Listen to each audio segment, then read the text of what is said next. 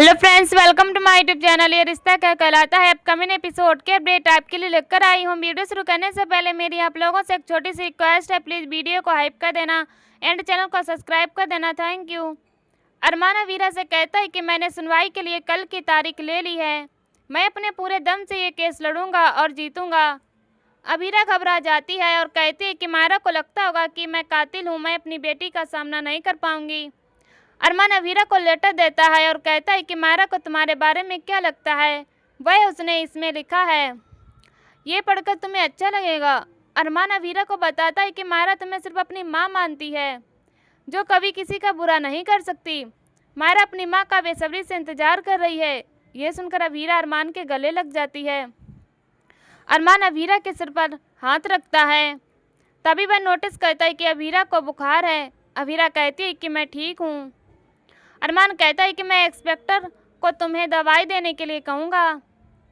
अवीरा अरमान को घर जाने के लिए कहती है। अरमान चला जाता है। इसके बाद अवीरा मायरा का लिखा हुआ लेटर पढ़ती है, जिसमें मायरा ने अवीरा के प्रति अपने प्यार को व्यक्त किया होता है। मायरा लेटर में लिखती है कि मैं पौधे जैसी हूँ तो मेरी माँ धूप के जैसी है। लेटर पढ़ते हुए अवीरा की आंखों में आंसू आ जाते हैं। अवीरा भावुक होकर मन ही मन मायरा को उस पर भरोसा करने के लिए धन्यवाद कहती है। अवीरा मायरा की बनाई हुई पेंटिंग देखती है। तभी क्रिस वहां आता है। अवीरा हैरान हो जाती है। अवीरा पूछती है कि क्या तुम मेरा जुर्म कबूल करवाने आए हो। क्रिस कहता है कि मैं जानता हूं कि आपने अंशुमन को नहीं मारा है। मैं चाहता हूं कि आप अरमान को इस केस से हटाकर मुझे अपना वकील बना लें। अवीरा कहती है कि मुझे इसमें कोई दिलचस्पी नहीं है, मुझे पता है कि तुम मुझसे नफरत करते हो। क्रिस कहता है कि तभी मैं चाहता हूँ कि आप जेल से बाहर निकलें और मायरा को लेकर यहाँ से दूर चली जाएं।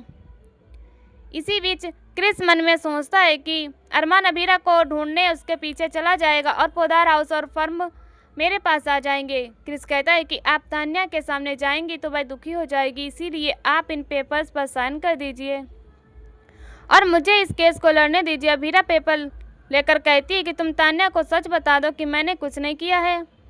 क्रिस कहता है कि तान्या ये कभी नहीं मानेगी, मैं आपको केस जिता दूंगा, लेकिन उसके बाद आपको ये शहर छोड़कर जाना पड़ेगा। तभी अवीरा सख्ती से कहती है कि मुझे सब पता है, तुम्हारा असली मकसद सिर्फ मुझे मायरा के साथ भेजना है ताकि अरमान मेरे पीछे आए और तुम इस घर और फर्म के मालिक बन जाओ।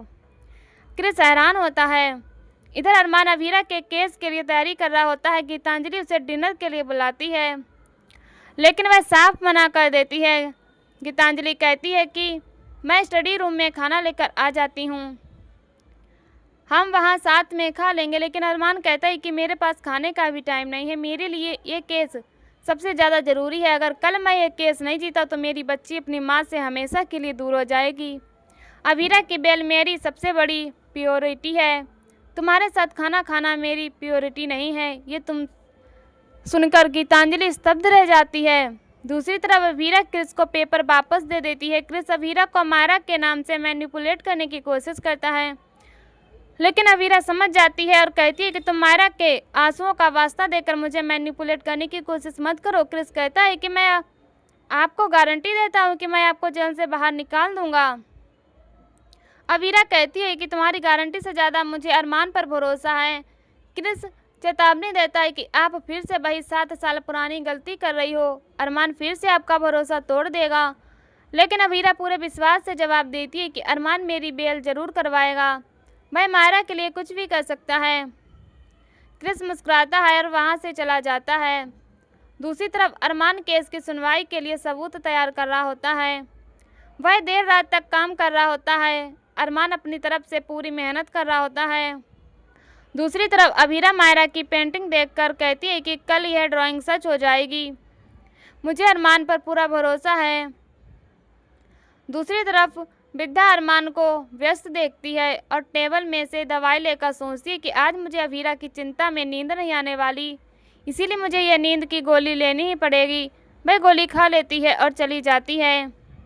अरमान फ़ोन पर बात करने में व्यस्त होता है। तभी उसे सिरदर्द होता है। वह सिरदर्द की दवाई लेने की सोचता है। अरमान जल्दबाजी में सिरदर्द की जगह नींद की गोली ले लेता है और सिरदर्द जल्दी ठीक होने के लिए वह 2 गोली खा लेता है।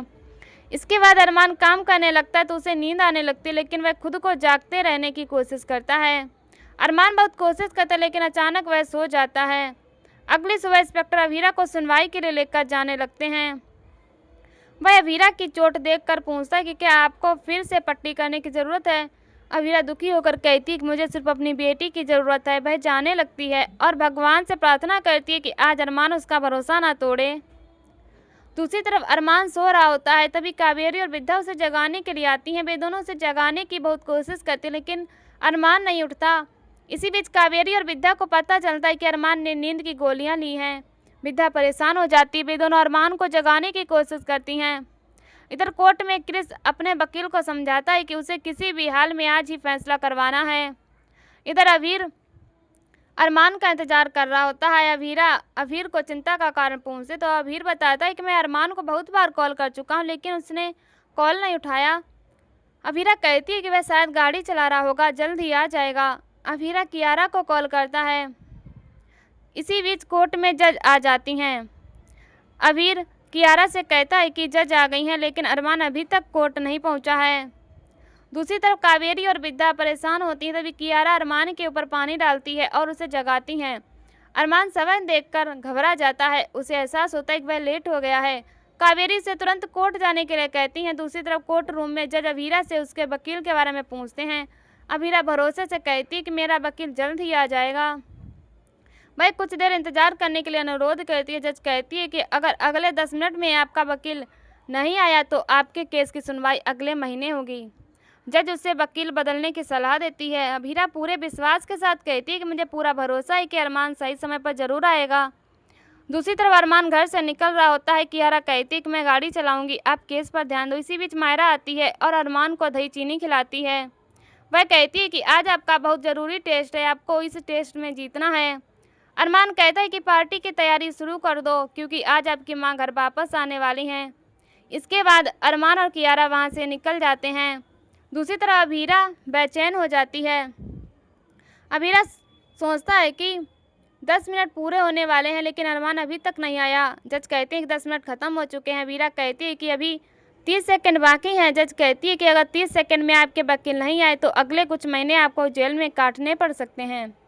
अभीरा अरमान का पूरा विश्वास जताती है। क्रिस अभीरा को समय खत्म होने का इशारा करता है। जज कहते हैं कि अब हम इंतजार नहीं कर सकते। तभी अरमान वहां पहुंचता है। क्रिस और तान्या चौंक जाते हैं।